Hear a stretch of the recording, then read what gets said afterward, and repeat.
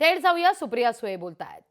शेवटच्या माणसाला न्याय मिळत नाही, आम्ही स्वस्थ बसणार नाही. काल ठाकरे गटाचा जो मेळावा झाला त्यामध्ये अप्रत्यक्षपणे उद्धव ठाकरे यांनी स्थानिक स्वराज्य संस्थांमध्ये स्वबळाचे संकेत दिलेले आहेत. पदाधिकाऱ्यांनी जर म्हटलं तर आम्ही लढू स्वबळावर असं त्यांनी म्हटलेलं आहे. तर तुम्हाला आठवत असेल, जेव्हा शिवसेना आणि भारतीय जनता पक्ष एकत्र होते तेव्हा ते स्वबळावरच लढायचे ना. मग ते स्वबळावर लढायचे तर ते ठीक आहे. आमच्याबरोबर स्वबळावर लढायची भाषा कोणी केली तर महाविकास आघाडी फुटली, महाविकास आघाडीमध्ये प्रॉब्लेम असं होत नसतं. या सगळ्या इलेक्शन ही सशक्त लोकशाही आहे आणि येणारं इलेक्शन हे आमच्या सहकार्यांचं आहे.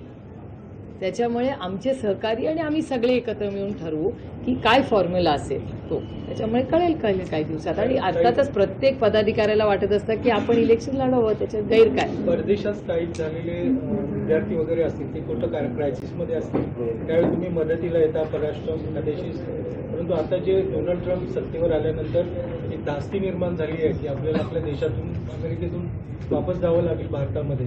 तर या संदर्भात एकंदरीत केंद्र शासनानं काय पावलं उचलली पाहिजे? मला असं वाटतं, एकतर पॉलिसीज सगळ्या आल्यानंतर जयशंकरजी अमेरिकेत होते. आता आपल्याला अमेरिकेशी जे आपलं नातं आहे त्याच्यात ह्याची सविस्तर चर्चा आपल्याला करावी लागेल.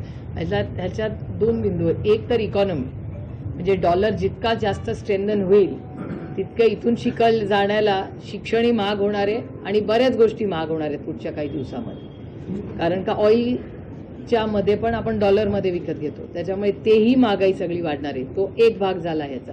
आणि दुसरा भाग असा झाला की तिथे राहणारे भारतीय जे आहेत त्यांच्यासाठी आपल्याला आपल्याकडून काय करता येईल किंवा विजासाठी काय करता येईल याची चर्चा एक्सटर्नल अफेअर्स मिनिस्ट्रीला केंद्र आपलं अमेरिकेच्या सरकारशी करावी.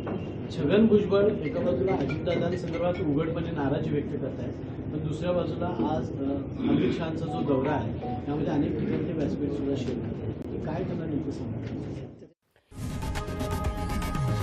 लोकशाही मराठी ऐका, पहा, जागरूक रहा.